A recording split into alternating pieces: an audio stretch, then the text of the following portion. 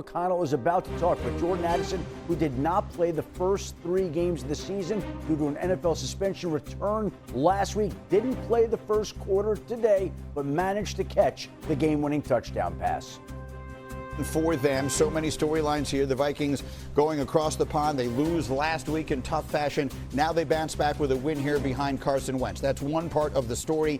The other part, of course, is the performance of the rookie, Gabriel, the third-round pick, and all of the controversy that we saw there. What do we say about his performance today?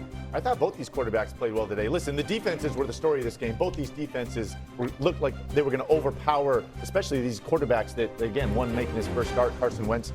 Has been so up and down throughout his career. But I thought Gabriel looked decisive. Again, didn't turn the ball over, got the ball out of his hands. And again, this offensive line has struggled. Again, the Minnesota defense, Brian Flores, presents so many problems for a young quarterback. And again, this guy looked control for making his first start. I think a lot to like if you're a Cleveland fan. Yeah, I mean, all it is when you go against that Brian Flores defense, he's 10-1 against rookie quarterbacks now.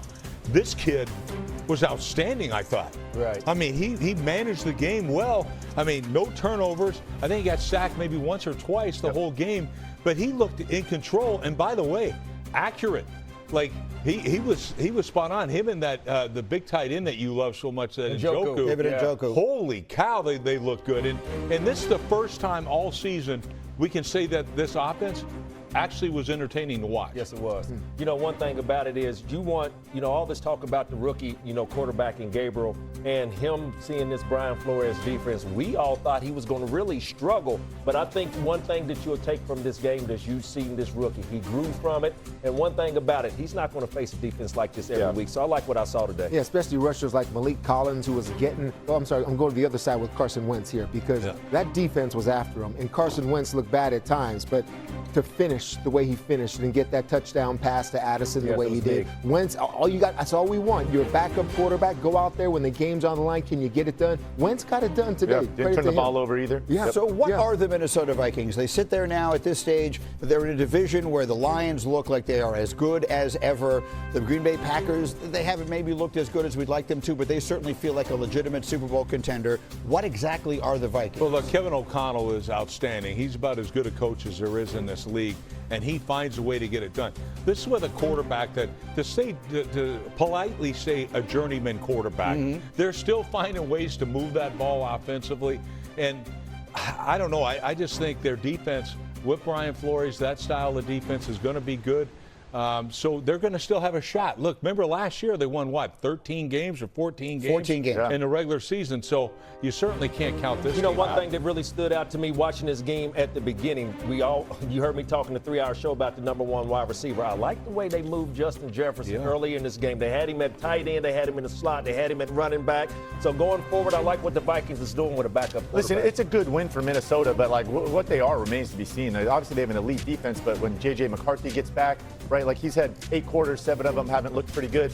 We just talked at length about the guy playing quarterback in Seattle that was there last year, Sam Darnold. You got to think, you got to wonder what this team looks very different with him at the helm, and they obviously let him walk.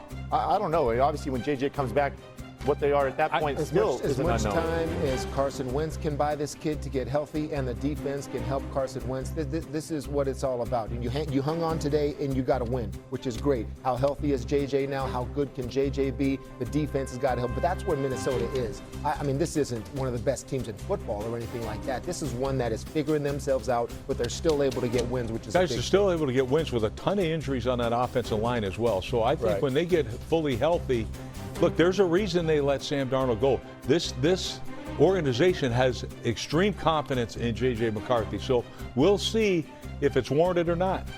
Let's pick up that thought with Adam Schefter here as we take a look at where they are with J.J. McCarthy and his return. Shefty. Greeny, when J.J. McCarthy suffered his high ankle sprain, the expectation was that he would be back after the bye to come back at that point in time. Keep in mind, they also play the teeth of their schedule. They host the Eagles after their bye next week, then play at the Chargers and at the Lions. But the belief is that J.J. McCarthy will be ready in Week 7. All right, so measuring stick, we know who we are.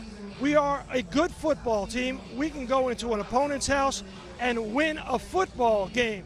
And Jonathan Cooper said, quote, everything counts. When you go against good teams, the mistakes are magnified, not only on defense, but on offense. young quarterback Bo Nix going against Vic Fangio, and the Eagles defense cannot turn the football over here at Lincoln Financial Field in this game, Greeny. Sal, thank you. I've so many interesting storylines here. Let's go back to the beginning of what he was talking about. The Broncos have to prove themselves. They've beaten the two bad teams so far. They had the terrible loss against the Colts when they had that terrible penalty at the end. Teddy, you're a pretty tough judge.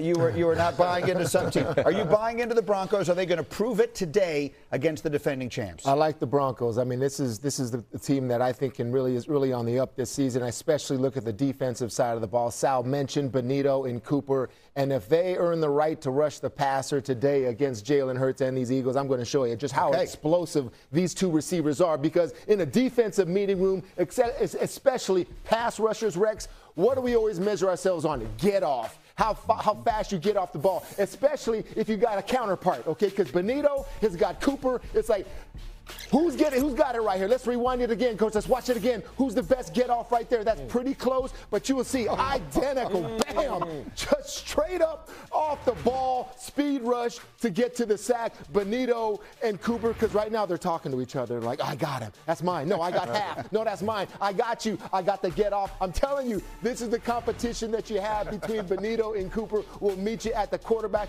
and it reminds me back in the day. They had Ware, Moss. They had Miller. That's when they were getting off on my boy Brady right here. You see the get off here? Who's got it, Rex? I don't know.